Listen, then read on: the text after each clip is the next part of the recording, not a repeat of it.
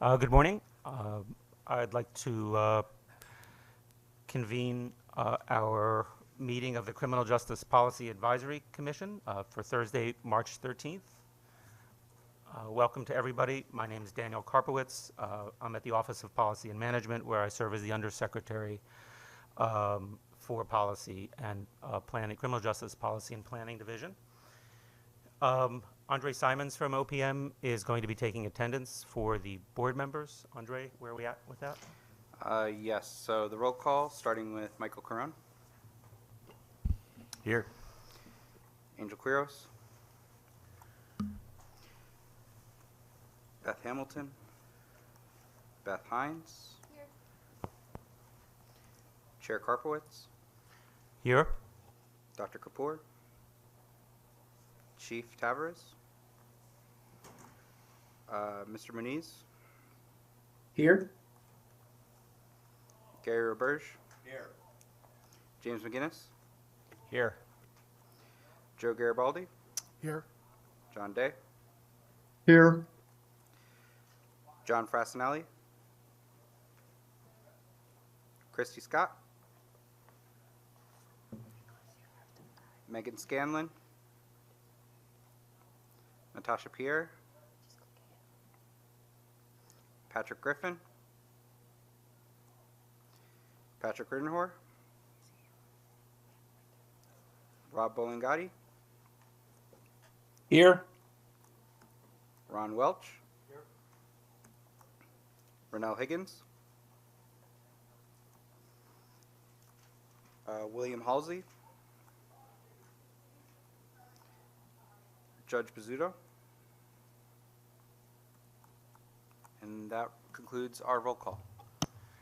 Thank you, Andre. We have several other folks here who are designees of their board members. I'd particularly like to have us recognize 3 colleagues from the Department of Corrections, beginning with Deputy Commissioner Carlos and your colleagues. Yes, good morning and happy Thursday to all. And here we have, where are they at? Thank you so much. Thank you so much. We have District Administrator Craig Washington, and we also have our Director of Engineering and Facility Management, Christopher Iwanek. Super. Thank you, Andre. Thank you, Deputy Commissioner. So, welcome. This is the first Policy Advisory Commission to meet in person in years. I don't know if anybody knows exactly how long it's been. Most, if not all, of our staff, Andre, yeah? In 4 years. It's great for us to break the ice here together. We all know how helpful it's been to us and liberating in many ways to work in a hybrid way, but we also know that it can drain our energy, and it certainly makes it much harder to collaborate formally and certainly informally. And certainly one of the aspirations we have at the division is, and I'll speak to that again in a moment, is that this commission can revitalize some of that work of collaboration that we are already doing, but not nearly enough. So thank you for those of you who were able to join us in person to relearn how to do this work together. One thing I will say before I move on with our first element of the agenda, one of the things that I believe this commission has to offer the folks in this room and the community of the state of Connecticut more broadly is the opportunity to function more in the spirit of the statute that created this commission, to seek a coherence for our criminal legal systems. This is an extremely hard thing to do probably anywhere. I think it's particularly difficult in the United States, where we pride ourselves on the separations of powers, the legislative, the judicial, and the executive branch. We pride ourselves in that because we know there's a spirit of freedom and innovation in that. But it also makes it that much harder to find coherence in any of the public systems we build.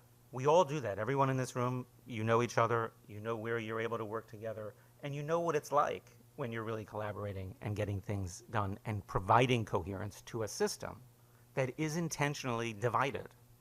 It's internally divided at multiple levels vertically and horizontally. I hope this commission is an opportunity to bring us together in the spirit of the laws of Connecticut, asking us to seek coherence in the criminal justice system. And in particular, not through, if I can say that in this building, not through making new laws. That's not what we're going to be talking about here under this current iteration of the commission, but rather finding ways within the executive branch, across the agencies of the executive branch and our sister branches, of how to create coherence and serve our values without new laws, but making the best of the existing laws and institutions we already have. So that is where I think really where this commission is going to be interested, not in legislation primarily at any means, but simply on governance.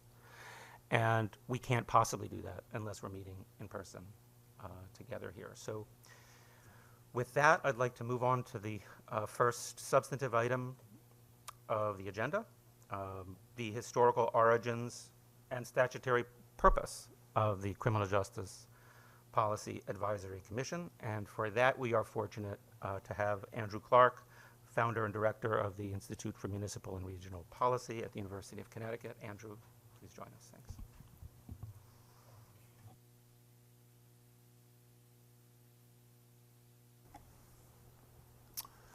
Good morning, everyone. Good to see you here today. As Undersecretary Karpowicz mentioned, I'm Andrew Clark. It's hard to see that 2025 on the screen there. I was working at the legislature, primarily in this very room, up until around 2005, and mainly clerking, and in particular clerking the Appropriations Committee. And so it still is a little bit uneasy for me to be in front of a mic rather than behind the scenes. But I am grateful for the opportunity to provide a little bit of context, because a lot of what happened in and around that era led up to the creation of not only the undersecretary position in that office and the division, but CJPAC. And so I was going to talk to you a little bit about that today, just to provide some background in light of what the undersecretary just mentioned. Next slide, please. So how I'm going to do that is in three different areas, three different timelines. And I won't go into detail into all of them, because there's a lot to it. And frankly, went down a little bit of a rabbit hole reading all of the reports and various pieces of legislation and historical actions within the justice system and otherwise that got us to where we are today.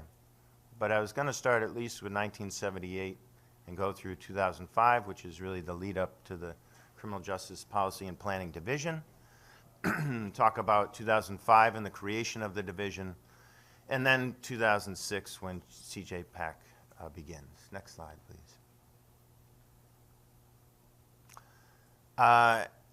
As I mentioned, I went down a rabbit hole a little bit and looking in some background, and I'm here today, but there are plenty of people, including people in this room, who could tell the story, especially from 78 to 2005, much better than I. One of them being Bill Carbone, and I did notice that in 2013, he presented to CJPAC on the history of a historical perspective and future directions of the Connecticut criminal justice system. So I would urge anyone in the public or members of CJPAC to take a look at that presentation, because it's pretty detailed. There's a video on there, there's links there for the slides, and it really gives and goes into detail about that time period. Next slide, please.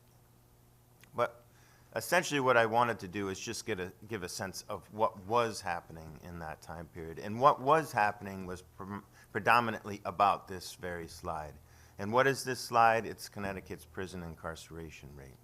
It's the Prison Policy Initiative put this together. They're a great entity out of Massachusetts that does a lot of work in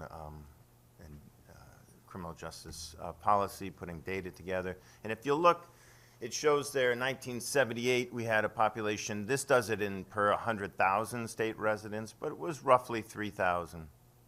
And then you'll go to the peak in 2008, which was about 20,000. And then you go to, and here it was 2021 up until 2022, where you see after a precipitous drop, it goes up a little bit. And it's going up to this day. I know Kevin Neary is going to be presenting a little bit on that later. And what I will say to keep in mind is this is 1978 to 2018. And a lot of what happened in terms of policy-wise and actions by the legislature, the executive branch, and judicial branch in between that time period is because of what wasn't happening from 1930 to 1978, and that is the prison population wasn't growing. It was relatively stable, around 3,000 for 50 years prior to 1978. Next slide, please. So what happened? The population started going up. There's a lot of reasons for that. But one thing that this El Grasso did in 1980, former governor, was establish the Prison and Jail Overcrowding Task Force. The reason why I mention that is because the Prison and Jail Overcrowding Task Force, which became the Prison and Jail Overcrowding Commission in 1981, is the precursor to CJPAC. I'll talk about that in a little bit later. So essentially the Prison and Jail Overcrowding Task Force, which was made up mainly of the same members here, absent the Criminal Justice Policy and Planning Division, got together and we're wrestling with that very issue in the graph that I showed about the rising prison population. Interestingly enough, which I just came across this morning at the Legislative Library in 1995, they issued a report which they deemed to be their last report, essentially declaring that prison overcrowding and the issues around it had been solved. The last report of the Prison and Jail Overcrowding Commission was actually in 2005 because it turned out that it did continue to grow. So what happened, and this is where I can speak to more of my time in the legislature, was a new strategy emerged. In 2001, the state was facing $1 billion state budget deficit. The population was still growing relatively exponentially. And from the vantage point that I had as clerk of the Appropriations Committee and the chair at that time, Bill Dyson, asked the question, can we do something better here? He had an understanding through his constituency. He represented the 94th District, which had a number of folks, as we were to find out later in a Building Bridges report, from the neighborhoods that he represented disproportionately within the prison system. He also had 2 sons who had been in the prison system, and he thought that we could do better, especially in terms of how they were coming back into society. And so he began a conversation about that, brought together some folks in an ad hoc fashion, and at the same time, on the Judiciary Committee, a fellow named Mike Lawler was having those same conversations. And he was having them with a group called the Council of State Governments. And the Council of State Governments was looking for a state to be the lead in a white paper that they had developed entitled Justice Reinvestment. And so a confluence of these activities came together, and we began talking about how can we do this better. And not just from the vantage point of the justice system, and this is why it's important, I think, it's also from the vantage point of the appropriations side. And the appropriations side was not just concerned with the justice side, but with everything that appropriations deals with, the entire state budget. So what are our priorities within the state, and how does the justice system fit within that? And how do the various mechanisms of what we fund interact with the justice system? And that was essentially the premise of the Justice Reinvestment Act, also known as an act concerning prison overcrowding, which was Public Act 04-234. So that began a new strategy, pulling people together, having those conversations. From that came Public Act 05-249. because it was understood, and I'll quote Representative Lawler here. He mentions in the establishment of the Criminal Justice Policy and Planning Division, and that's the House bill number that it was, and you can look that up on the CJA website. The file copy, as he says, and file copy was just what they were voting on in the House at the time. That was the final bill. Seeks to establish, really for the first time in a long time, a centralized ability here in our state government to provide both planning and policy guidance to our state's criminal justice agencies. I point out, Mr. Speaker, that many states have the equivalent of a political justice czar type position, usually a key advisor to the governor. I'll note in a lot of our international travels, we also have found that those positions are known as the Ministry of Justice. Go back to Representative Lawler. It is our hope over time with the establishment of this office that Connecticut too would have one central person who has the overarching responsibility for coordinating our criminal justice functions. Essentially, what the legislature, the governor voted on at the time, and I will note that the Prison Overcrowding Act passed in the House with only 7 members voting against it. It passed on consensus, so no one voting against it in the Senate. 05-249 passed with no one voting against it. 04-234, there was a Republican governor. The House and Senate controlled by the Democrats.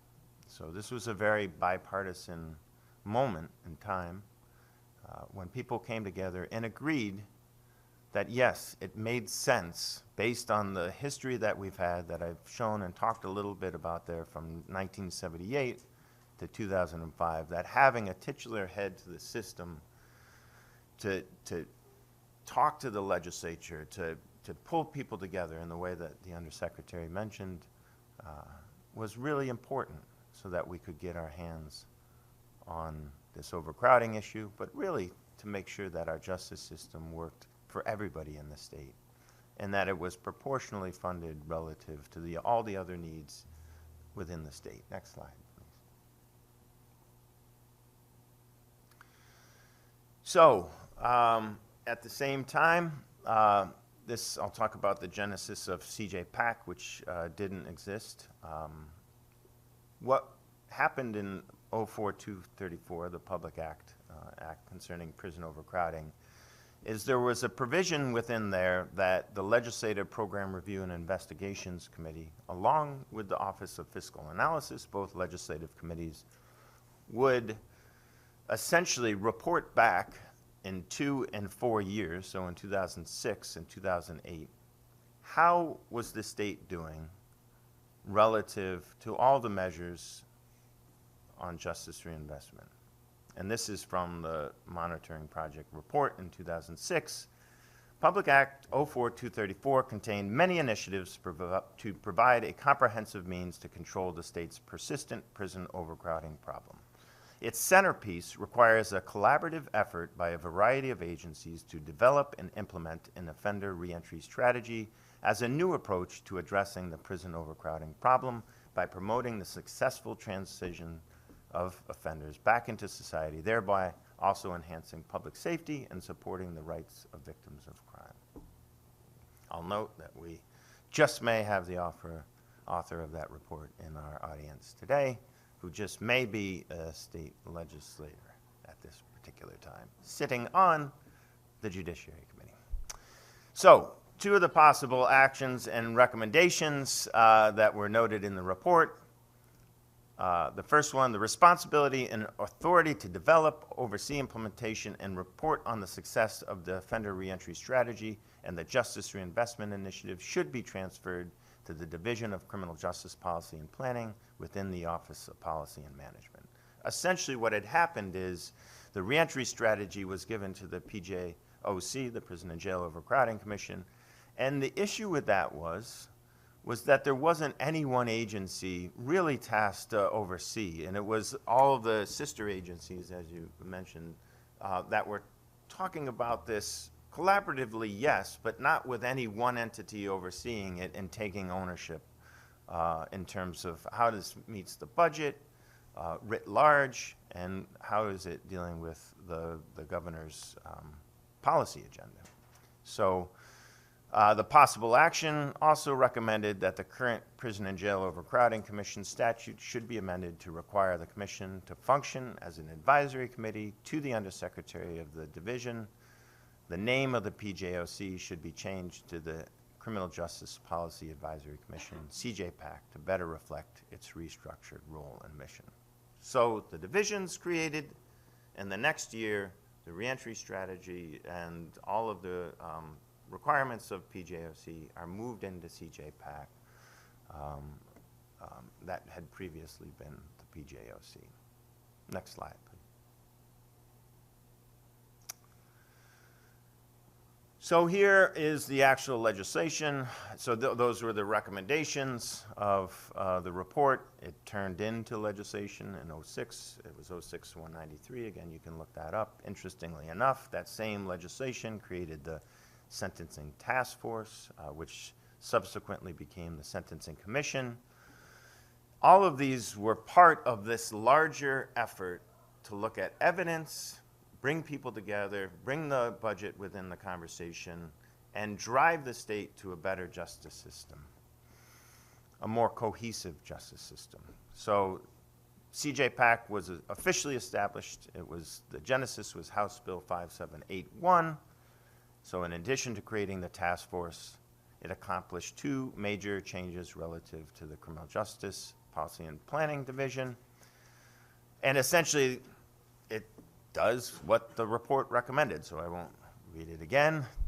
We just took those recommendations and put them into the legislation. I want to point out here another important thing.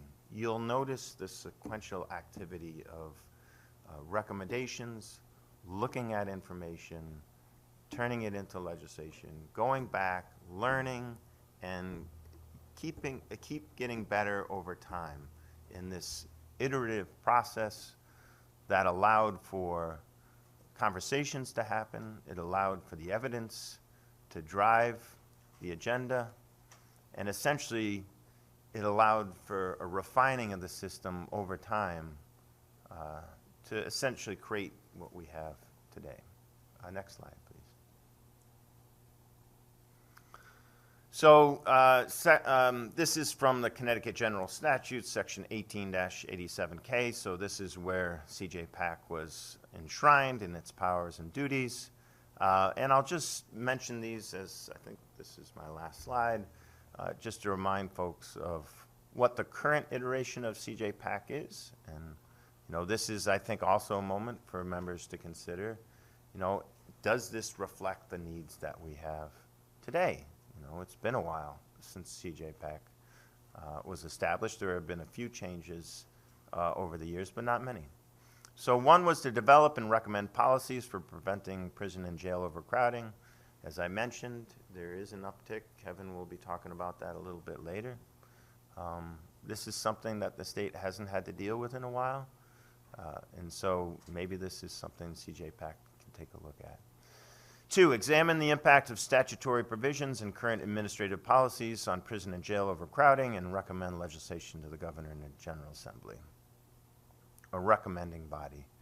Research and gather relevant statistical data and other information concerning the impacts and efforts to prevent prison and jail overcrowding. Advise the Undersecretary on policies and procedures to promote more effective and cohesive state criminal justice and juvenile justice systems, and to develop and implement the offender reentry strategy. Monitor developments through the state's criminal justice system. Identify needs specific to reentry services in the geographic areas throughout the state. Identify institution-based and community-based programs and services that effectively address offender needs and reduce recidivism, and assist the Undersecretary in developing the recommendations included in the Criminal Justice Trends Report. Next slide, please. That's it. So I'll leave it with that. That's a little bit of an overview of how we got to where we are. I know there's a lot of information on the CJPAC and the Criminal Justice Policy and Planning Division site about the meetings that have happened since. There were essentially the undersecretary is the fourth undersecretary in this position. The first was Brian Austin. The next was Mike Lawler. I don't think he planned that, maybe. But he was there for the longest. Then we had Mark Pelka, and now we have the current undersecretary. So thank you. Andrew, thank you so much for that. I'm going to just make a couple of comments in response to Andrew's presentation before I introduce and depart slightly from the agenda for some important folks in the room who I want to highlight for us and maybe give them a moment to speak as well. And before I do that, I'm going to open up for a moment, I think in the spirit of what we're after for this commission, to any other responses to Andrew's presentation. I'll just segue to that by saying, I was speaking a lot with the Director of Research at OPM for the division, Kevin Neary, who will present next on the agenda, and with Andrew and Kate and Irvine and everyone involved in pulling this together. And, one of the questions we have is timeline. Like, what is a relevant timeline for us to be thinking about together in this room? And my proposal was at least as long as the people in this room have been alive. Not a year, not 36 months. How about just our own lifetimes? Is that too long for us to have an institutional memory, a political memory? Is it too long ago? Is 1978 too long ago to remember that the half-century norm of the prison population was 3,000 people? Or is that ancient history? Is when I was in middle school ancient history? And that's just some of in this room lifetime. We have some of our elders in this room who were here envisioning this work and leading in this work, who are also here with us, who have led this building in lawmaking. Is that too long? I don't think so. And so I think actually, we all actually think that. We just never get the time, actually, to think beyond a quarter, to think beyond a fiscal cycle, a budget cycle. And so I hope the commission is one place where we can come together in an intergenerational way and start to have this memory of where we have been, assess where we are and where we would like to move towards. Moment of discussion or comments or responses or questions for Andrew from the room before we move on. Gary. I'll jump in. Good morning, everybody. I'm Gary Roberge with the Judicial Branch. And Mr. Clark, thank you for that presentation and taking us back through. And I agree, Undersecretary Karpowitz, that if we don't know where we've been, how are we going to know where we're going and how are we going to get there? And I've been with the branch for a long time, and I was thinking about all those public acts that you were referencing, Andrew, and all the work that went into that, the building bridges, the justice reinvestment work that we did with the Council of State Governments during that time, and how we saw that steep incline start to decline and come down, right, from the 20,000 after 2008 to where we are today. And I think we really need to pay attention to that, because if we're not careful, in my opinion, from my perspective, I think we have a chance of going in the opposite direction, and that would certainly be a shame after all the work that has been done in the past, 25 plus, 30 years plus that we're talking about here. And so I just appreciate the presentation and the information there, because I think it's important for this group, this body, to keep that in mind as we move forward and make decisions as to what we collectively think will be at the best interest of the courts and the criminal justice system. Thank you. Thank you, Director Roberge. And the Director will be joining us again in the final part of today's agenda to speak a little bit more formally about what's going on right here and right now, and how we need to be mutually aware about that and have our eyes on the road. And he'll be joined by leadership at the Department of Corrections in the same vein. So thank you, Director. Please, yeah, Andrew would, Clark would like to respond. Thank you, Director Roberge. Just in quick response to that, I'd say thank you for those words, and I would say it also agree with your cautionary tale. Connecticut was the first state to to do what they call cut 50, so cut its prison population in half. And Kevin will be again talking about the trends and the fact that crime didn't go up. But I'd like people to contemplate, and this is going back to your theme about institutional memory. What would Connecticut be right now if our prison population was 30,000? Where would we be in a budget scenario? Where would we be as a state if we were pushing 40,000? There was nothing really preventing us from being there at the time that these initiatives were put forth. There are currently states that are building prisons. One of the things that happened at that time, I mentioned the Prison and Jail Overcrowding Commission had thought things were done in 1995 originally. Well, we were sending people out of state in 2004. That was not unheard of because we didn't have the capacity. So it's also a bit of a cautionary tale, and my experience in the past few years has been just a sense, not necessarily with people in this room, but otherwise, of that things are okay. The status quo is okay because we've gotten to where we've gotten. But I don't think anything is ever static. And as Director Roberge mentioned, it could easily go in a different direction with a few policy changes and a group like this not keeping its eye on the prize. Thank you both. I want to give a moment to the Governor's Policy Director, Patrick Hewlin, who's with us briefly this morning. Good morning, everyone. It's great to see everyone here and to hear that the group is so focused on this topic. I'm glad that it's great to see everyone in person, especially. I always really appreciate that. I think this group hasn't convened in a while, but I'm excited to see what everyone is going to come up with. I think there are some real interesting questions facing our criminal justice system right now. I think there are some interesting questions about that population level, right? I mean, as Andrew just mentioned, we got to 50% of our peak and below for maybe a year or so, but we are now back above that in my understanding, and that's an interesting question. Why has that happened? I also think that, in my experience, folks, and partly this is the yearly rhythm of our legislative cycle, but we spend a lot of time talking about legislation and what can we do legislatively around our criminal justice system. And of course, right, any criminal system is, based on ultimately the criminal law that is fundamentally a legislative thing. But there are a lot of places where we can work on the administrative side, both in the judicial branch and in the executive branch, to understand how things work and to try and make things work better. And so I'm really excited to see what the group here comes up with and how we can move forward there. So that's all. I'm happy to be here, and I'll have to leave in a couple minutes, but thanks for having me. Thank you, Patrick. Would be a very interesting study, a nod to our public schools of public policy and law. What is the current authority we've already been given by the people of Connecticut to think through policies, practices, and procedures and collaborations?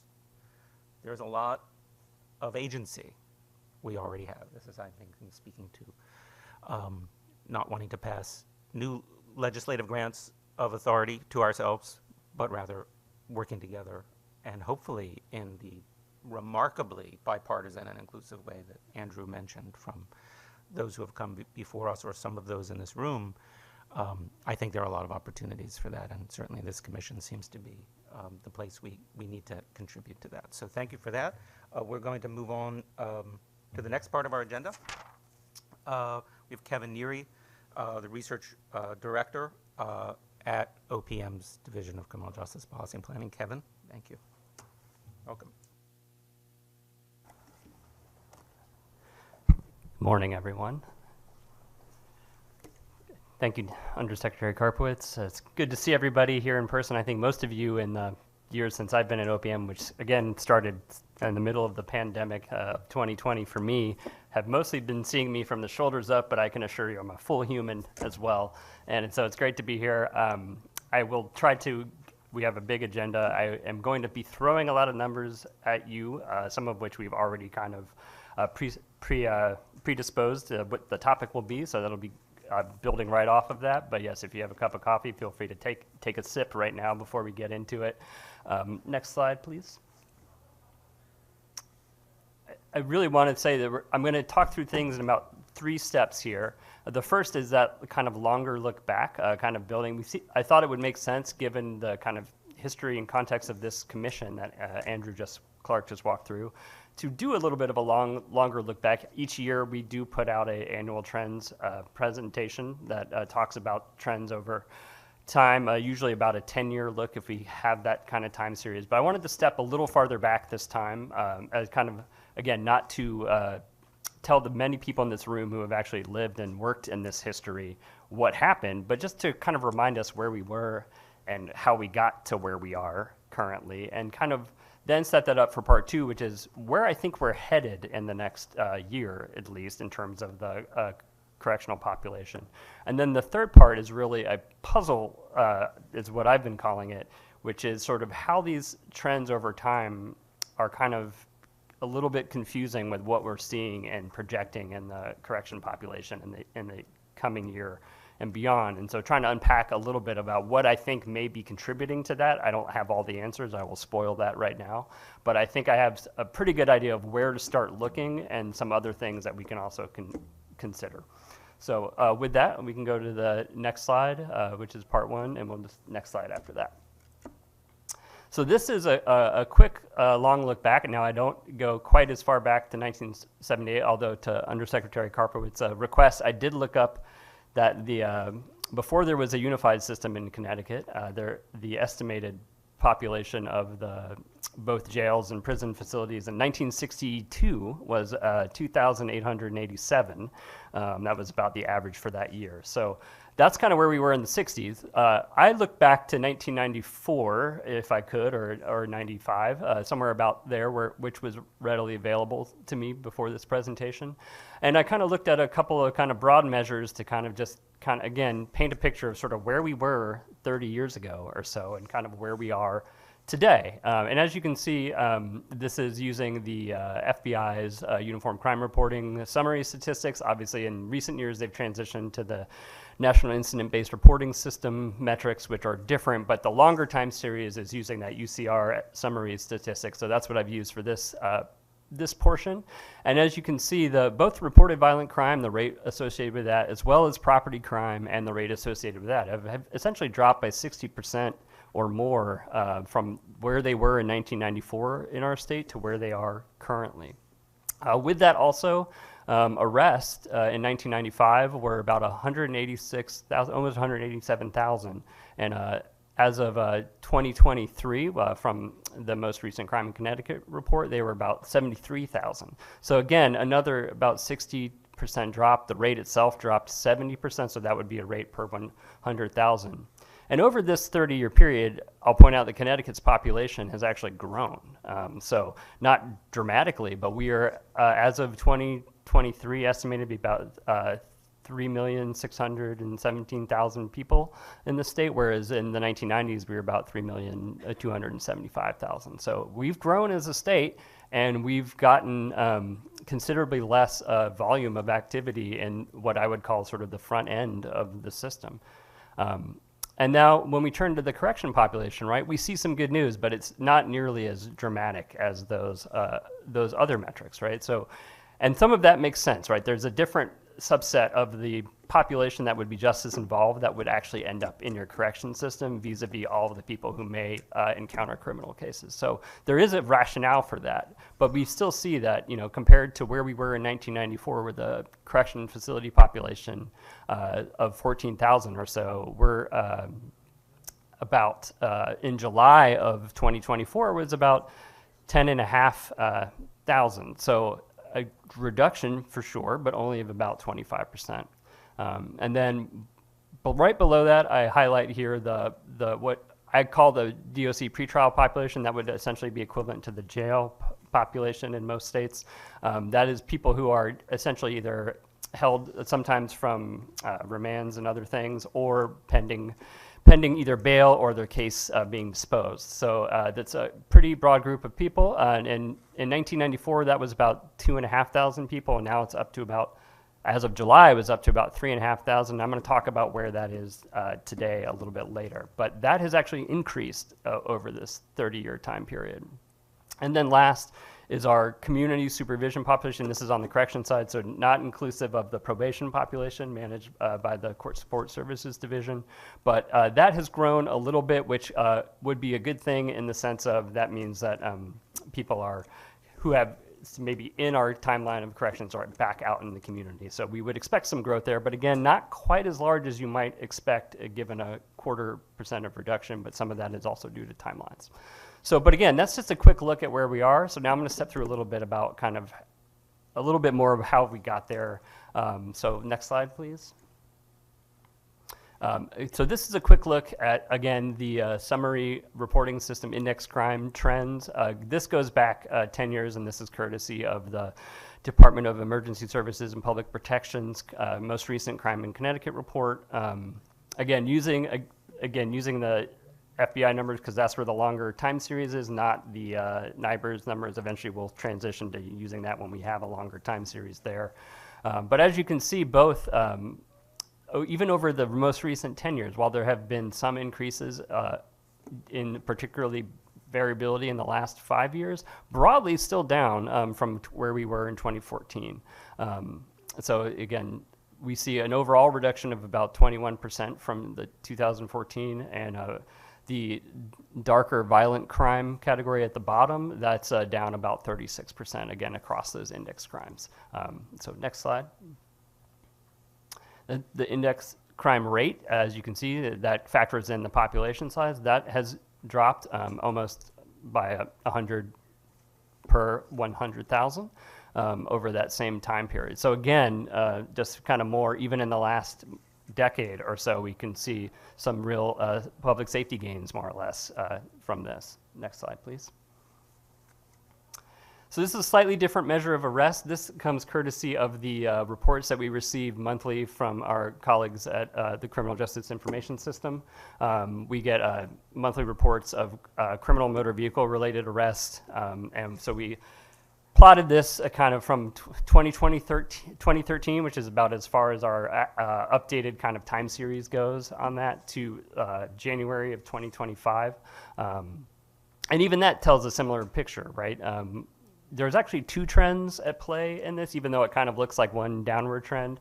The first trend is consistently sort of downward, even though there's a lot of cyclical variability. You can kind of see those peaks and valleys consistently.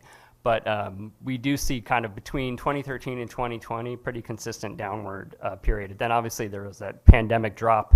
And then after that, what we have is essentially mostly a flat trajectory in criminal motor vehicle arrest. It has increased a little bit, particularly with the return of more motor vehicle related activity post-pandemic, but it still is roughly flat. And as you can see, by volume, generally down even with the fluctuations month to month from where we were pre-pandemic. Next slide.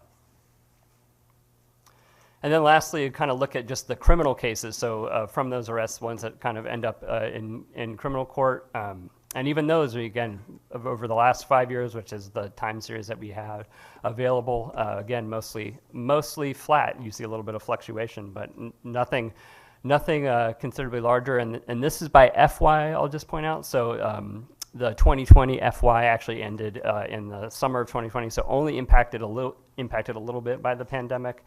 So it's kind of a decent pre-pandemic ballpark kind of where activity is. So again, maybe a little bit closer, but slightly below even where we were pre-pandemic in terms of criminal cases as of July of 2024 on the FY. Next slide. So that's arrest. So now I'm going to turn to the correction population, and I think Andrew Clark set some of this up very well previously. I think all of you have sort of experienced this, and my colleagues in the Department of Correction can talk probably at much greater length than I could about both this history and kind of what they know and see. But I'll do my best to kind of unpack what I understand about it. And this, again, this time series, thankfully we have a pretty readily available time series. And I started this one at 1990, so a little bit farther back. And you can sort of see that, as we had mentioned previously, that kind of long rise. Absolutely, prison overcrowding was not solved in 1995, and as you can see, it really did peak almost just below 20,000 in February of 2008. From that point onward to the beginning sort of that pandemic, which I sort of highlight in those orange lines, that's when the pandemic essentially started, and the second one is when it ended, which was about May of 2023. But before the pandemic, there was a pretty consistent, you can really see it even with the variability on a daily basis, the consistent downward trend there. And then there was that real pandemic impact. And then since that time, there's been some growth.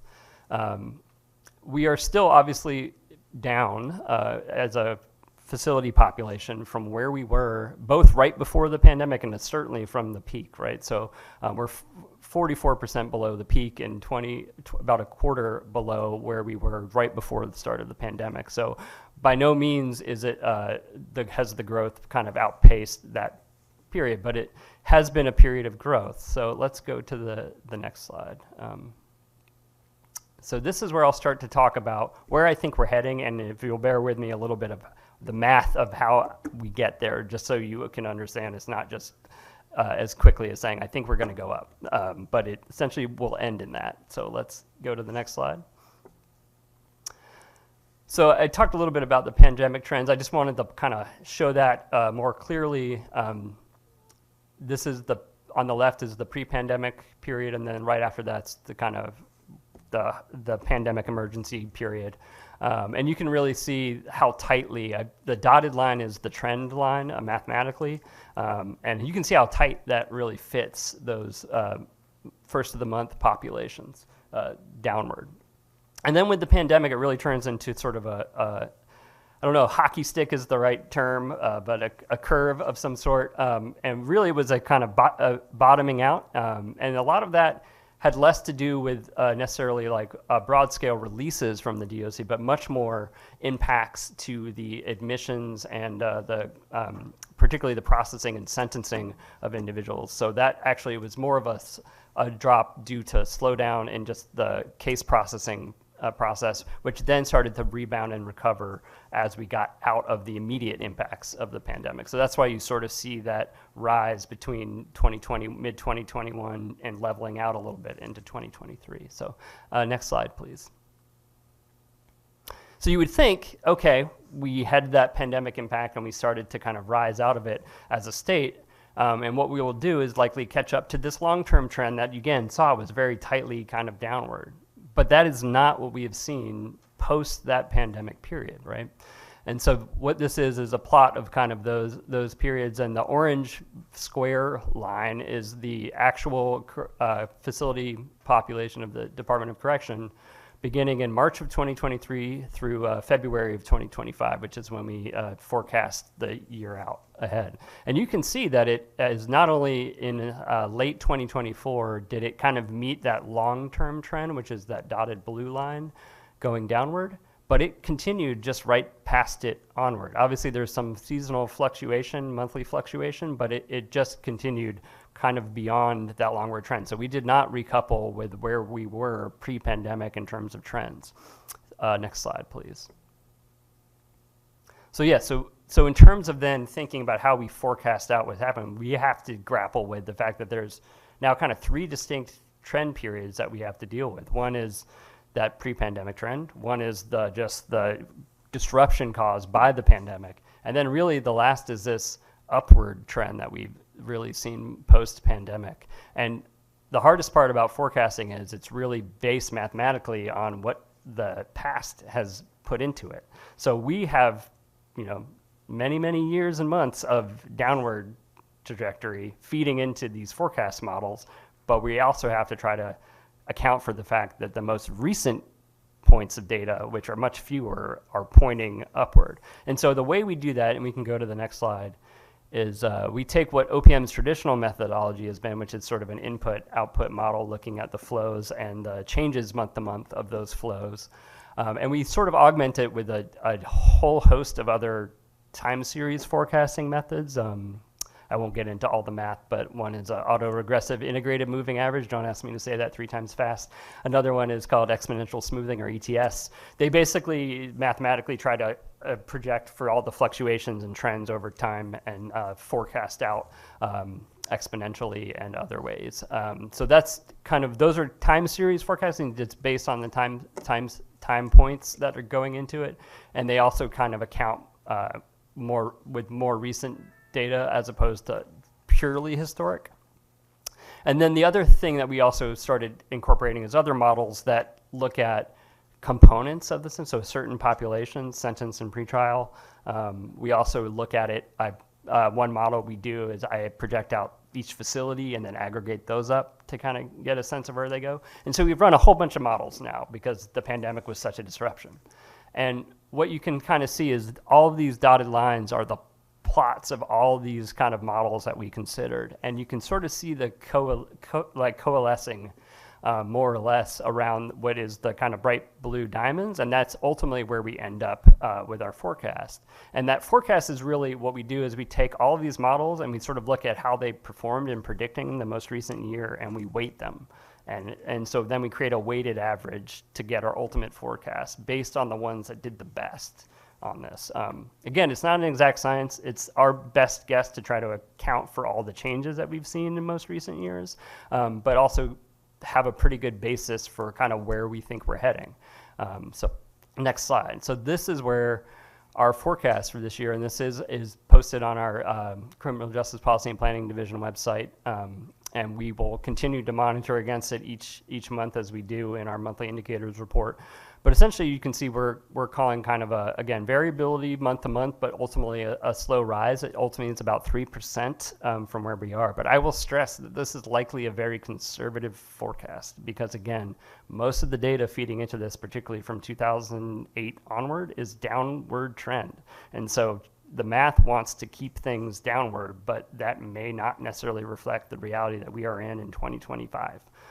So that's where I think we're headed, and now I'll get to the next part, please.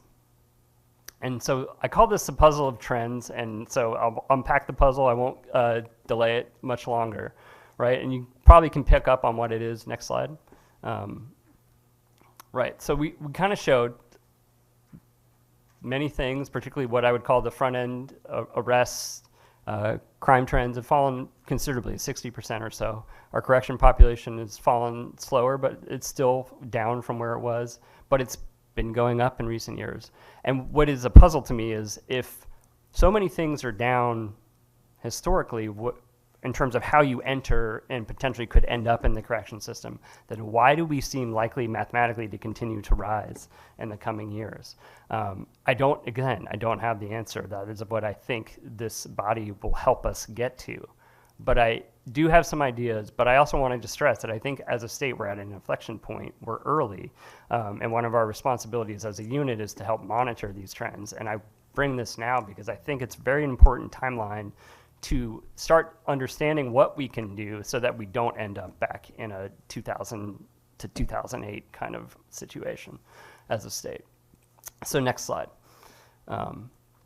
One of the first places, and this is something that we've already started having discussions, and I am happy to bring this to, is really to start looking at this pretrial population that is held in the DOC while either pending bail or their cases are pending. And so this looks at that population as a share of the total facility population. So sentenced is the grayish side, and the dark blue would be the unsentenced. So again, that's mostly people held pretrial, as well as some people who are held on violations of parole or probation. And what you can really see is as a share of the total population, that has shifted dramatically. So kind of historically, and even up to the kind of 2015 period, it's hovered around 20%. I think the average over that time was 22% of the total DOC population.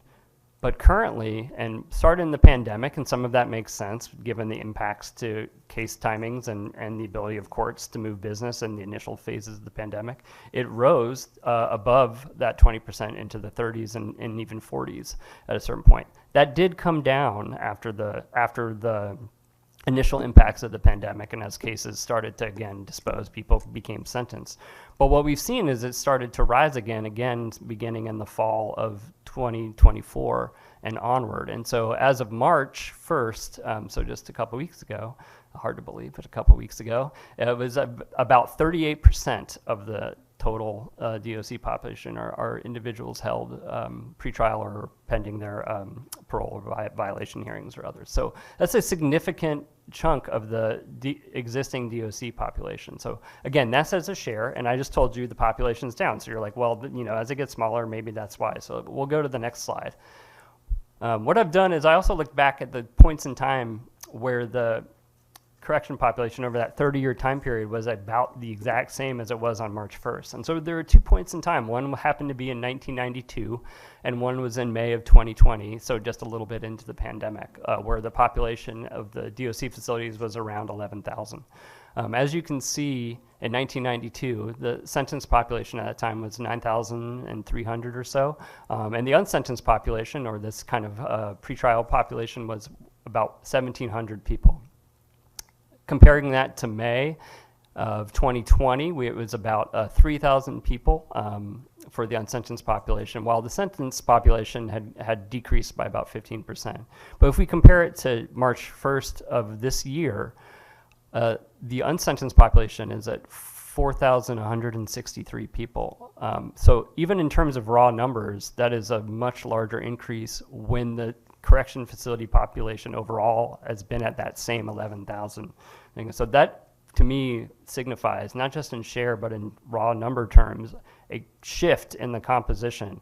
And I know from my colleagues at the DOC that this poses considerable operational challenges because essentially the jail side has different requirements and different bed space capacities than the facility population can accommodate for the sentence side. So it's a real mixed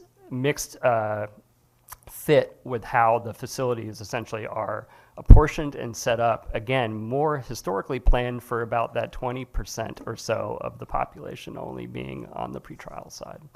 So that is certainly somewhere that we have an area of concern. Next slide. And the last thing I'll say is that with all the pandemic impacts, I just want to make clear, it's not that admissions have dramatically rebounded and are driving all of this. It has been some of that. But as you can see, even with the increases annually in post-pandemic of admissions, and the darkest blue is what would be the accused population or the pretrial population. Accused is the term that is often used in DOC reporting, so that's why it's presented that way. That has rebounded post-pandemic, but it's still much below even pre-pandemic levels of 2019 and considerably below 2015, again, when the overall pretrial population was only about 20% of the total DOC facility population. So admissions alone can't explain this.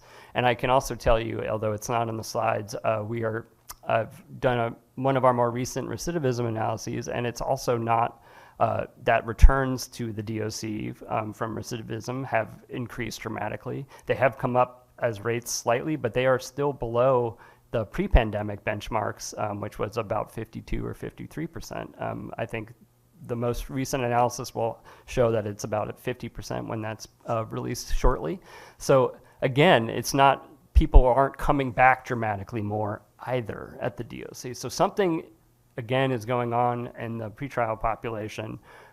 Last slide, and I know I've thrown a lot at you, and I just will say that we have a couple places that we want to continue to look, but we will do this in combination with all of our partners to better understand kind of what is at play.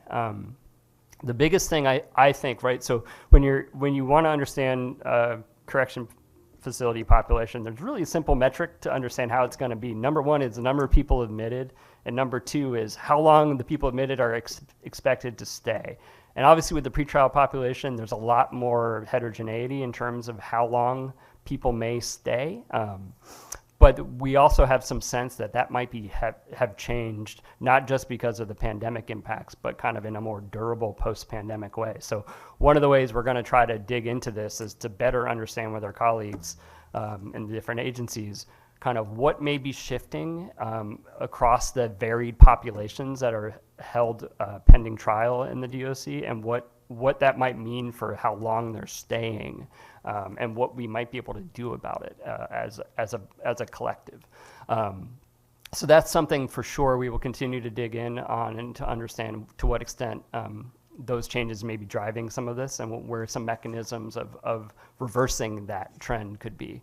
And then the other thing is to, again, as preferenced earlier, to really start thinking more comprehensively about reentry planning, to also kind of think broadly, because if people are going to be held pretrial and staying potentially even longer, that poses a lot of reentry challenges as well, because that might mean their sentence portion of their stay, of which a lot more reentry planning is put into it, would be a lot shorter, or if even a sentence stay. So to kind of close it up here, we want to start thinking, if this is a durable change, also then how do we account for this, not just once someone is sentenced, but thinking about it more cohesively on the reentry side, from essentially the jail components of the DOC and others, and kind of what we can do as a broad strategy there. So I've said a lot. Again, I don't have all the answers, but I did want to stress to all of you that I think we are at an inflection point. It's not to raise alarms, but to really start having a careful look at where we can go, so that we, again, don't repeat the rises that we've seen in years past. And with that, I think that should be the last slide. I'll take time for questions or discussion.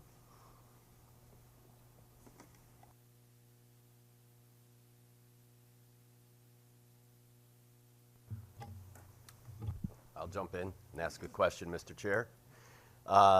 Thank you, Kevin, for that presentation. A lot of really good information there, and we have a lot of conversations about this, and certainly work with you on this and other things. I'm wondering, in the review of the projections or this information on pretrial, I think we know that many of the individuals that are being held are held on really high bonds right now, right? And I think that may be somewhat disproportionate to years past. I don't know that to be the case. Is it the case? And then is that potentially a reason why those cases are taking longer to be disposed of in the process? That's a great question. So I don't have a chart handy on it, but we have been looking at that, and there has been a shift, right? I think broadly the composition, there are higher bonds currently versus several years ago, and I think also I've done some preliminary analysis of looking at those bond levels versus length of stay, and it sort of works the way you might expect, where people with higher bonds do have a longer stay, and given some of the mechanisms for posting bonds, when you have a lower level bond, we do see that those stays tend to be much, much, much shorter for those who are held DOC. So in some ways, correct. If that population has shifted, as I believe it has, with higher bond populations, they're going to be staying longer typically, because it is harder to make those bonds. So yeah, that is, I think, a durable shift, but something we still want to continue to sort of get better metrics on, and happy to continue to look at it further. I hope in the future to bring kind of charts to that effect to a future presentation on this topic. And I think one of the other areas that we talk about and look at too, and we have to be thoughtful about moving forward, are the individuals held on the gun variable bonds. I think we've seen an increase in that since that legislation passed, and that certainly has had an effect on the pretrial population, just the inability to post through a professional surety bond, right? And what that means. Certainly not all would have posted bond, but there's a good majority of those folks that may have and otherwise are not because of the law change. I don't know, but I think that's a contributing factor here too. Not the sole contributing factor for sure, but just another component to it, right? Yes, absolutely. I think that is a big factor.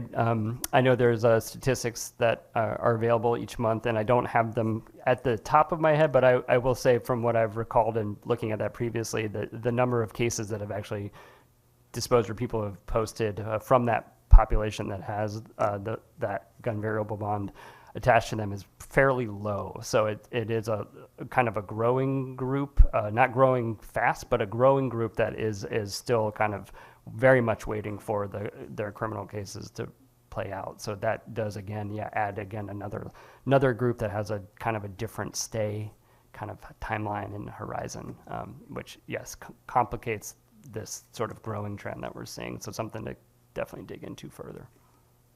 Thank you, and thank you again for the presentation. Excellent.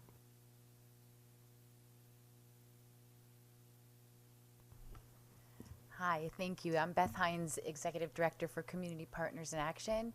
I just wanted to say that if the funding for programs such as alternatives to incarceration and DOC community release programs continues to decline, I think you will see a greater number of people being held longer times, instead of going to halfway house beds, being incarcerated for longer, but also on the pretrial side, without alternatives funded properly, you're going to see that population rise, I think, even faster.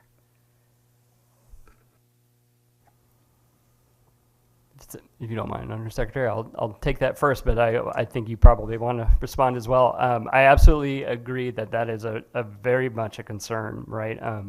I think one of the things that would be important to measure and study is how, particularly in relationship to that funding, many of these programs, as you know far more than I, serve multiple needs and multiple components of the justice-involved population. And so cuts in any of those kind of capacities may have more than just a direct one program effect or affect just kind of one population, but may affect kind of multiple. And so there's a sort of multiplier effect to potentially how that funding actually manifest in practice. And so that's something I think we need to be very careful, because part of the key of keeping our correction population to a level that makes, again, I think conceptually many of us would like it to be lower. We'd love to go back to that 1960s or below. Like, how far can we get in keeping public safety, but keeping the people who are incarcerated, that number low? But that also depends on having many other services available to provide alternatives to that, right? And so that is definitely a concern from my perspective. Again, I'm a researcher, so I like to understand kind of how those trade-offs may impact service provision and effectiveness of those outcomes, but it's certainly one to study and very much a concern from my perspective.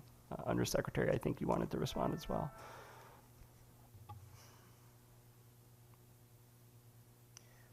The immediate response, Executive Director, is simply to echo what Kevin Neary has said. I think we've had similar conversations with our colleagues in court supervision and court services. And I think what I would really just like for this morning's purposes to say is we have work to do, and the first piece of work I think we have to do is to gather like this together as colleagues across this system and have this time to think about our practices and our policy choices and our moral choices. One thing I first was taught when I entered state service prior to coming to Connecticut is our budget is a moral document. The budget is a moral document. And what we need to do is treat our budgets as policy documents, financial management documents, and moral documents. And in order to do that, we need to be together like this and sort this through together, frankly.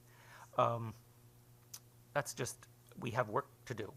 I can feel that we are out of some practice in that sense. And what would it mean to look at our budget next cycle with the DOC, with OPM, with the court services, with our providers together, and be like, okay, there's going to be beds. Where are those beds going to be? Look, I was thinking of some quick ad hoc responses to this. Kevin, your great presentation. We have shifts. One of the reasons, as I've heard, I'll just say informally, the reason the Prison Overcrowding Commission declared its work done, right? What's the most commonsensical way to resolve prison overcrowding? Build prisons. That's the easiest way ostensibly easiest way to do that. And that's what we did. We added beds. We added prisons, right? And so that's a policy choice, that's a big financial choice, and it's a moral choice. So the best way to resolve overcrowding is to do what other states will also sometimes do, is build more prisons. We're here to talk about that choice, I think, in part.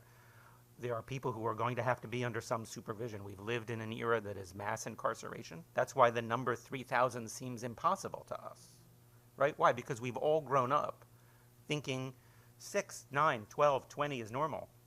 That's what we mean by really mass incarceration. We also have mass supervision. We have large-scale supervision. And so while we have 3,000 people under, I believe, judicial branch supervision, we have 30,000, 10 times that, being demanded of our Department of Corrections to provide supervision. So we just don't necessarily have the place to grapple with these pieces and to put these pieces, this vast number of small pieces together. That's really sort of, it's not, it's other than to say absolutely yes to your question, it's to sort of back us up. We need the space, I think, and we need the practice to do this together, and we need to be listening to the expertise that we have in this room, to each other. We have a robust agenda today. I think maybe one of the things we may learn through this process, this is inevitable. It's our first meeting in, what, 4 or 5 years gathering in person? Andre from OPM, yes? Oh, yeah, we're what, 10:30? Approaching 10:30, right? And we have, I'm going to really gut what I have to say. I'll make like maybe 2 sentences. I may reserve them for a little bit later and move forward to the other parts of our agenda and come back to myself, if we have the patience for that, before the top of the hour. The first thing I want to do is, of course, then add to the agenda. We have, one of the goals we're looking here for is scale. These are numbers, but they're not people. These are not neighborhoods, these are not perpetrators, these are not victims, these are not communities, they're numbers. And part of what we need to do is tether ourselves back to people and places. We're also struggling here to think in time, simply the time of our own lifetime. Is that too much to ask? As well as the next quarter. We're also trying to think across time as policymakers, as citizens, as lawmakers. We have 2 longtime leaders of the General Assembly and the Senate here today with us. I'd like to introduce them to you all and turn the floor over to them as an amendment to the agenda. We have, I think by Zoom, if I'm correct, is that right? On Zoom, we have Senator Len Fasano, longtime Republican minority leader. Okay, I think we should go ahead with this part of our agenda as well. So Senator Fasano will be joining us online in a moment. And we also have here in the room with us Representative Bill Dyson, longtime chair of appropriations, and for over 3 decades, a leader in the General Assembly. Representative Dyson, welcome. Thank you for joining us in person, and the floor is yours.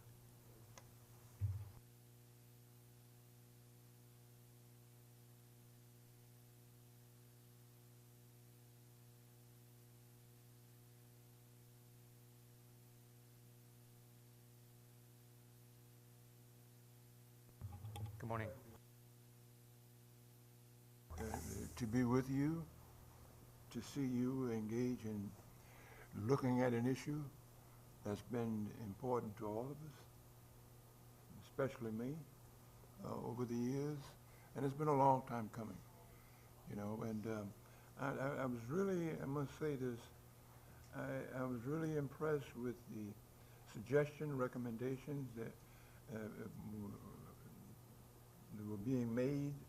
I think if we took the time to really take a hard look at what has been suggested, we may find something there. It's my hope that we do find something, because there's no reason for us not to be able to alter what we've been doing for years, and we still have this thing called a problem. You know, and I sometimes get overwhelmed, you know, because I come to it with a kind of personal experience. I've had a couple of my kids, I call them kids, who've been confined, you know, and one for 10 years. You know, so I have a deep and abiding interest in what goes on and why is it we seem to be unable to really find the solution that works for us. I think we can. I think we can do it. It's a matter of devoting our energies, taking the risk that needs to be taken, devote the energies that's going to be critical to make a successful story of what we have here. And I for one, think that we can do it. I'm hopeful that we will. And I appreciate answering some questions if anyone has any questions they'd like to pose to me about the issue. There's a need for risk takers to be engaged. You know, it is believing that you can make the difference. It's allying yourselves with others who share the same view. And I think it's not anything impossible. It can be done. It can be done. And I'm happy to give all I have to be a part of this to make it work. You know, and I think we need to make it work, you know. And I get really put out by appearing that oh man, I get this thing going. God.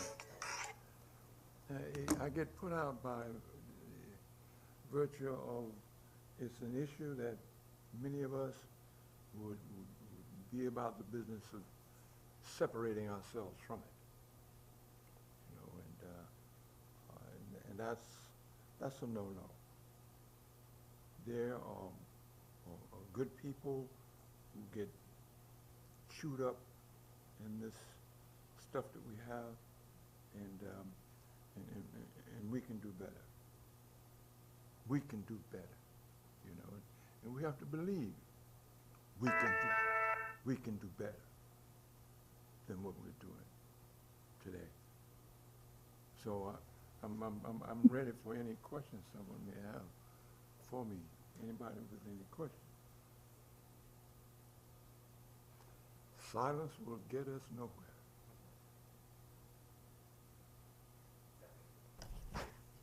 Good morning, and not a question, but just wanted to say thank you. Thank you for coming today in regards to this topic and the passion in which you spoke to all of us here. And we do agree that we can do better, and it is our job to do better, and that's why we're here to work collaboratively to do just that. So I just wanted to turn my mic on to say thank you for coming today and for your remarks. Thank you, and anything I can do, I want to be, I must be a part of this. Not to take pot shots at anyone, but to lend a helping hand to do it. We can do it. We can do it. Yes, sir. Thank you. You're welcome. Thank you. Any other comments or questions from anyone? Well, I'll follow up on that if I may, Mr. Chair. So good to see you, How you doing? Representative Good to see Dyson. you, man. Good to see you. And you know, when Mr. Clark was going through the history of CJPAC and the Criminal Justice Planning Division and how we got here today, and was talking about the public acts in 04 and 05 and the progress that we made then and continue to make in subsequent years was a direct result of your work, right, with building bridges and all the justice reinvestment work that we did. So I just thank you for that, and I too thank you for being here and being part of the conversation because it's important, and your voice is important to the process. So thank you. Yeah, thank you. Any other comments or questions from anyone? and just reminiscing my cadence as I talked to the group, it reminded me of Appropriations Committee. Don't want to get into that one, you know. Are there any comments or questions? Well, feel free. Ask me whatever, you know. Representative? Yes. I'll have one question for further comment, and then, if you would, and then like to introduce a colleague of yours who's been able now technically to join us online. The work, as we've been remembering it and being reminded of it today, had different focal points and center points. And one of them for you under your leadership was appropriations, which I think for people maybe not in our lines of work is odd that a driving motivational force for criminal justice systems change, for justice systems more broadly, was coming out of the budget committee. Could you just, it's a big question, but could you just reflect on that for us for a moment, and then we'll introduce your colleague, Senator? Yes, I'll be happy to do that.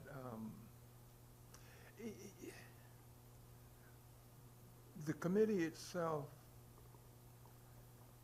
is a statement.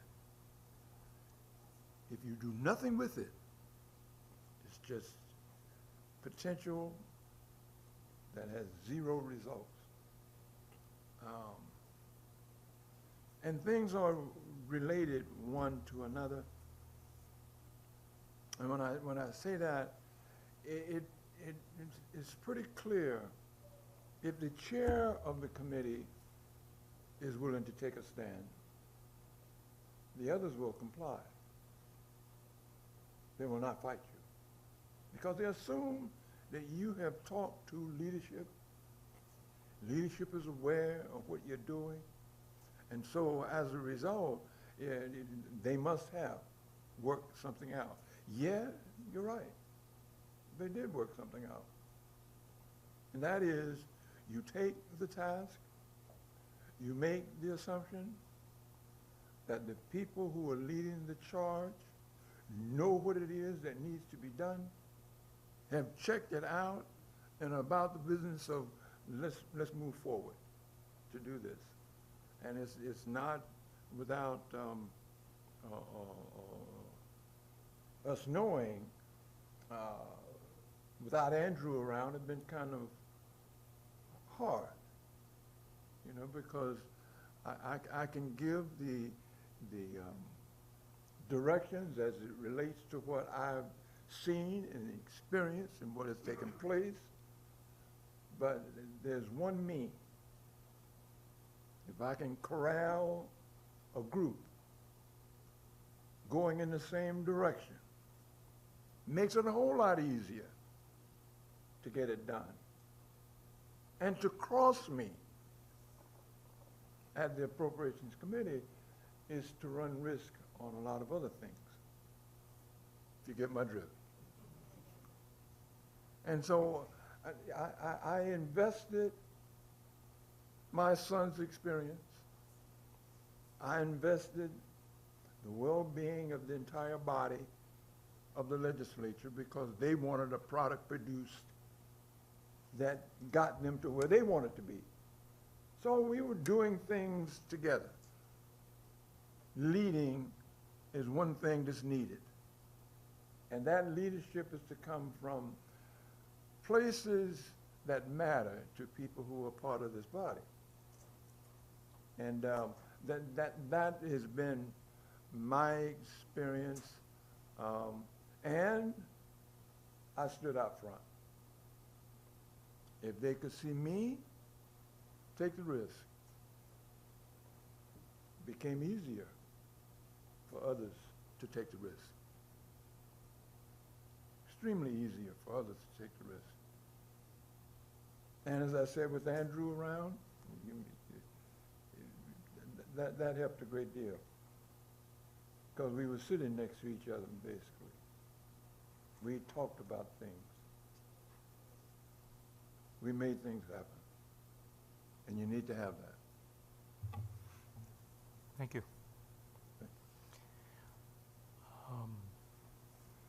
Kate, Anybody? Andrew, I'd like to introduce Senator Fasano, who I think is able to pipe in. Please stay up here if you would for a minute.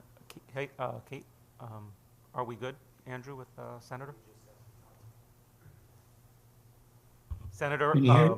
Senator Len Fasano, former Republican leader. Can you hear me? Yeah, we can hear you. Yep. Okay. Well, thank you, and I want to thank Andrew for inviting me. It's always difficult. You'd think after all these years I would know not to follow Bill Dyson. He's always so profound. Um, so it's a pleasure to be part of this group. I think that the concerns that I see, and I think we need to have some focus on, are the pressures and mental health issues that are facing a lot of people in our state, particularly kids. And I think that a program that starts to focus on alternative help for these types of individuals to avoid jail, incarceration, which is not really the answer, and looking at our healthcare system and raising that mental health to a different degree, I think is significant. And I think that you see it now in our young kids for whatever reason. And I think we need to have a little more focus on that than ever before. I think that's a significant change when you look at the numbers from 1978. I don't think those issues certainly didn't exist to the degree of which they exist now. And I think that that's a large part of the homelessness and the drug issues that are out there.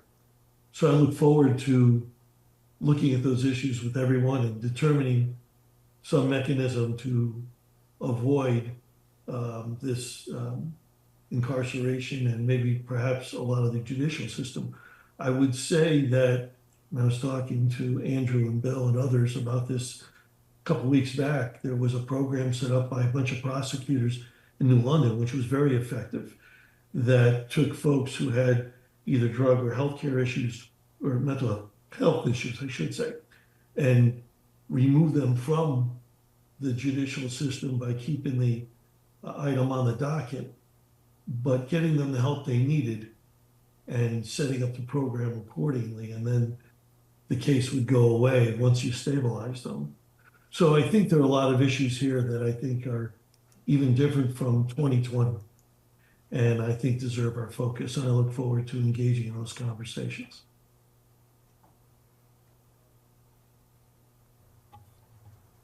Thank you, Senator.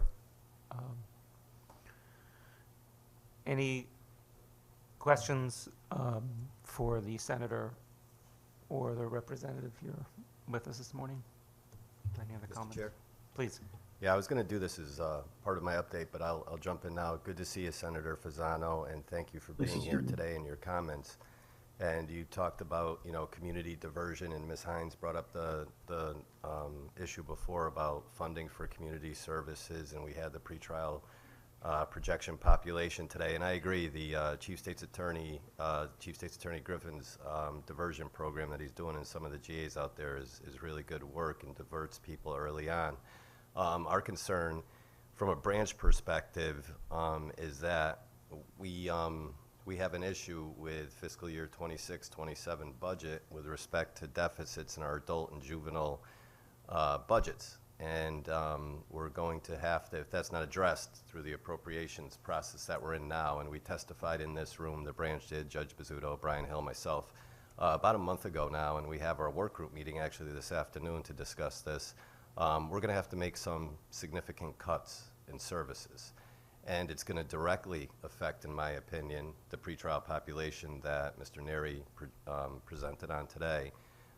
It'll be a significant impact on the population, but to your point, Senator, just the options for the courts to provide services to individuals in the court system, both on the pretrial side and on the post-conviction side when they're sentenced to a period of community correction supervision, is going to be it's going to be in very tough shape if we don't address the projected deficits And that's just a concern that the branch has. And again, we'll have that discussion with the Appropriations Committee work group this afternoon. But to your point, those community-based services that, Ms. Hines' organization and the other providers that we work with just do phenomenal work. And, it's certainly a concern for us, and it will have consequences on the presentation this morning if, in fact, we have to make the cuts that we think we're going to have to. So thank you for being here, Senator. I appreciate that. And it's good to see you. And thank you, Mr. Chair, for a couple of minutes. Of course. Chair, can I just comment very quickly on what Please, Senator. Gary said? So, being a former legislator like Representative Dyson, sometimes legislators think they know a lot about everything. And I find that perhaps that may not be as accurate as they believe. And education to legislators, maybe not at a big forum, because they may not want to share their lack of the knowledge that they have, but education to understand that the issues that our society is facing are huge in this mental health, drug addiction, and that these diversion programs and juvenile programs, if funded appropriately, are in the long haul going to save the state a ton of money, because you're going to get them on the right course, as opposed to restriction, incarceration, release, and then they're back to doing the same thing because they don't have the proper counseling or the proper mental health follow-up, if you would. And I think that that's, if you're not in that world and you're not exposed to that world, you can't possibly understand that world. And it's too easy to say, well, they committed a crime, they need to be penalized. The question is, what is the crime? What's going on with them as individuals? And is it something that we as government can help get a person on the right track and avoid the repetitiveness that we're seeing? And I think that's the education aspect, I would argue, that perhaps some legislators in the building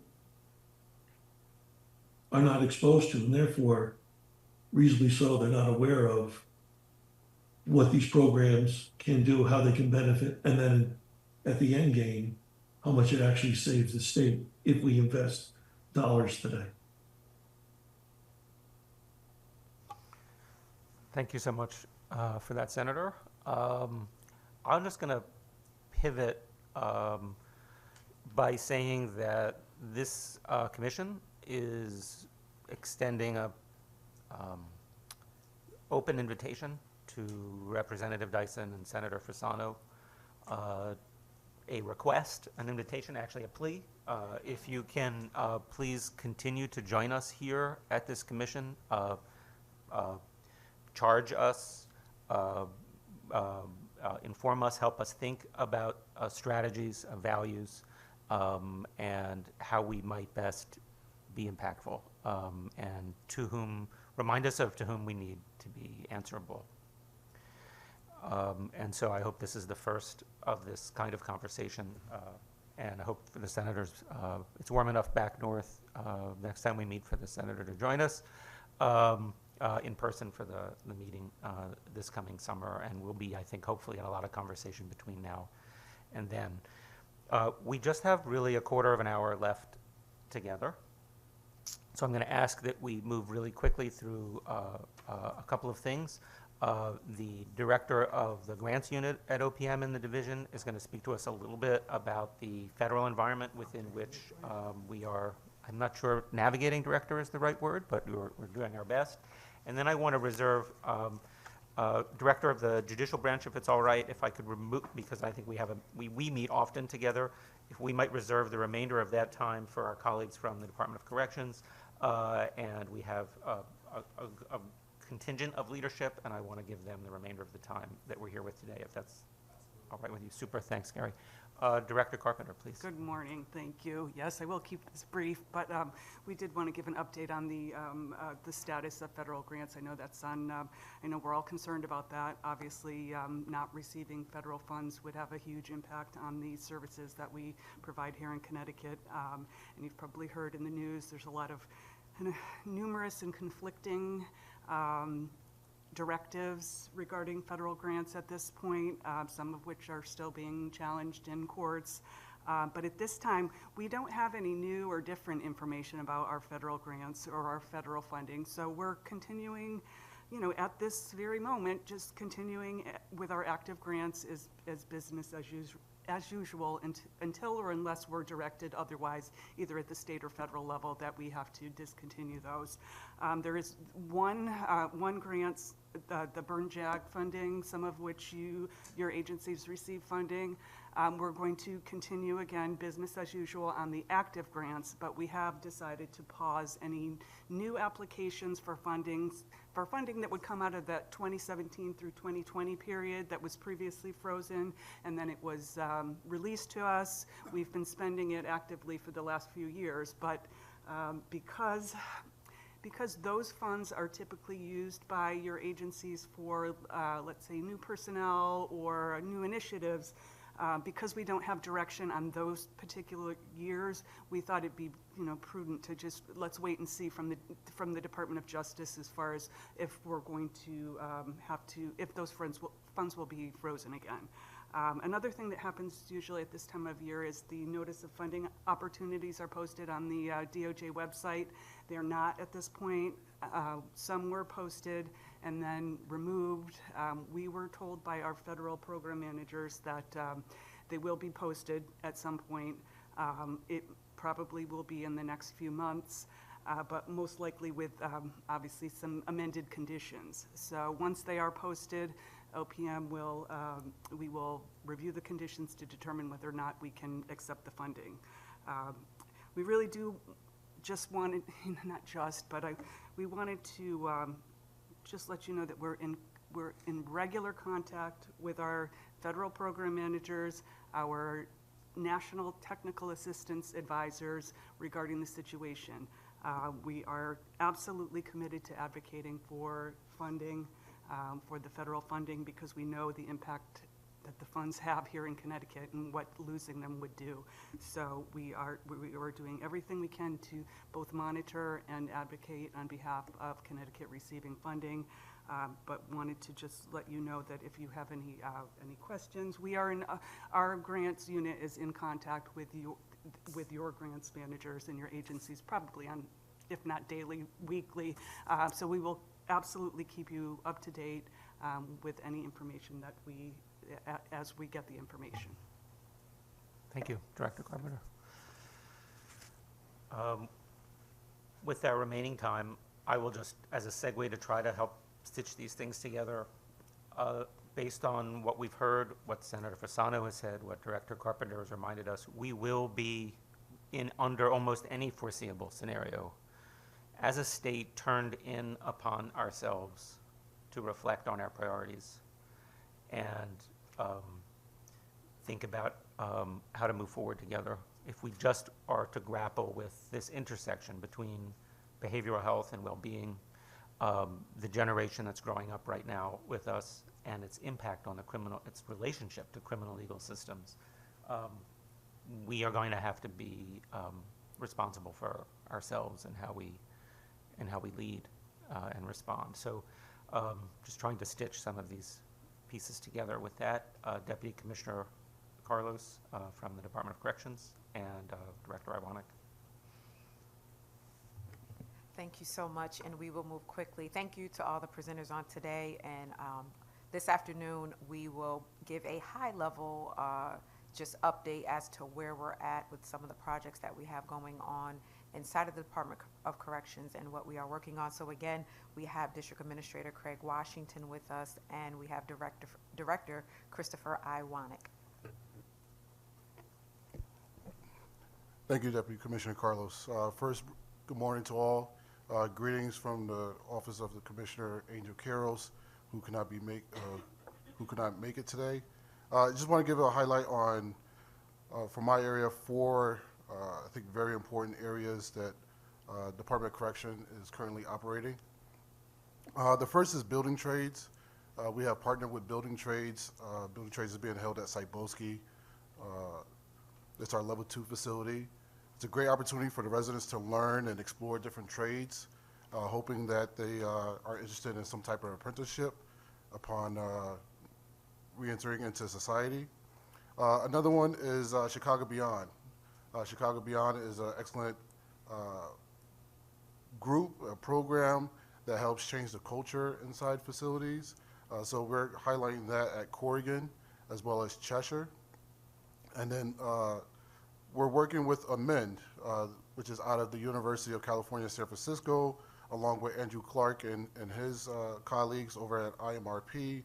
And that is being highlighted at York and Garner to lower the stress of the staff that work there, to lower the stress of the residents and the facilities, and focus on a more humanistic approach for the residents and the staff.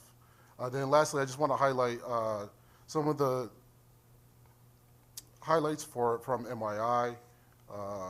MYI right now, the count is for the residents is 296, 38 of which are juveniles, and the remainder 258 are adults. MYI continues to support and foster family engagement and as well as relationships. For instance, they will have something at the facility called Play Dates with Dad, where the young men are allowed to have their children to come in and spend the opportunity with them, playing in the gym with little toys, or might do a paint and sip where they paint together and they sip on juice boxes, just to enhance and foster and continue those familial relationships. Lastly, the third housing unit for juveniles has opened. It opened, I want to say, at the end of January. So that has been going quite well. And I forgot to highlight that we had 5 residents recently participate in the JJPOC, where they discussed their future goals, their aspirations. I think the young gentleman who participated did an excellent job as far as participating in that group. But I'm going to pass it over to my colleague, Chris Iwanek, for highlights. Good morning, everyone. Thanks again for having us. We have some really exciting things going on at DLC. I'm on the infrastructure side with the engineering and building. Just 2 things I really wanted to highlight today. One of them is the network infrastructure improvements. We're working obviously with BITS leadership team, DAS, collaborating with OPM, with designing and implementing a modern scalable technologies and data network infrastructure that's going to help support DLC facilities. The primary goals of this is to implement a comprehensive multi-site IT system to establish a robust and scalable telecommunications and data network infrastructure to modernize our connectability throughout all the multiple DLC facilities. This includes network design, equipment procurement, and implementing all the enterprise-grade solutions. A lot of things, just going to touch on a few things that's going to help enhance our educational opportunities, enable to have people remote and hybrid learning, to supplement our in-person instruction, advancing the digital tools and resources that this infrastructure will increase access to high-quality education and training for incarcerated individuals, also promote and reduce reoffending, basically building some skills development certification programs to improve the post-release employment opportunities and help reduce civilism through rates. Also, we're going to help do technology for DLC, for our officers, for our staff, everybody. So just having this type of network, this infrastructure is going to help us do so many more things and break us into the new century. The other thing that we're excited about, and DA Washington touched on, is with our juvenile population at MYI. We're in the process now of designing proposed renovations and improvements for the normalization of the living conditions at MYI. Basically looking at, we've brought an architectural firm on, and we're looking at, the existing conditions and what we can do to normalize it, make it more, like a college dorm setting, still maintaining that safety, security, aspect. So we're just, looking at things through a different lens, trying to really change the way things are, infrastructure-wise, and just, in there. So we're doing a lot of things from renovating bathrooms, and that's the process that started. Undersecretary Karpowitz has also been part of that, and it's we're really excited to see what we're going to be able to do with that. So thank you.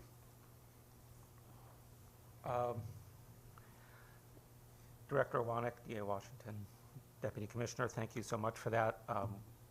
We gave them about 8 minutes to talk. What Director Wanek was referring to is his leading the effort across multiple agencies to spec out 1 million square feet of prison space for the internet. And that is a partnership, I think, that is going to be crucial for us going forward. But it's also us learning how to do the work in some ways I think that this commission is speaking to, right? There is that project. We have to end that deep exclusion of both our officers and our staff and people passing through the DOC. We have to end that exclusion from this critical infrastructure. We also need to learn how to do that together.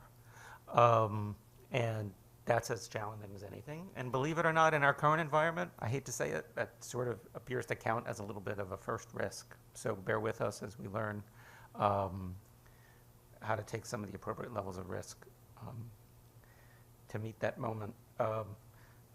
Director Roberge, thank you for ceding your time. I know you have a busy day at this building and a busy week. I look forward to having this be the first of many conversations. Thank you again to the Representative Dyson and Senator Fasano. Hopefully you can become regular parts of the leadership of this conversation. I'm deeply grateful for that. I would like to make a motion at 10:59. I'm sorry? Andre? The chair would like to entertain a motion to close the meeting. Is there a second? So Okay. moved. The meeting is closed at 10:59.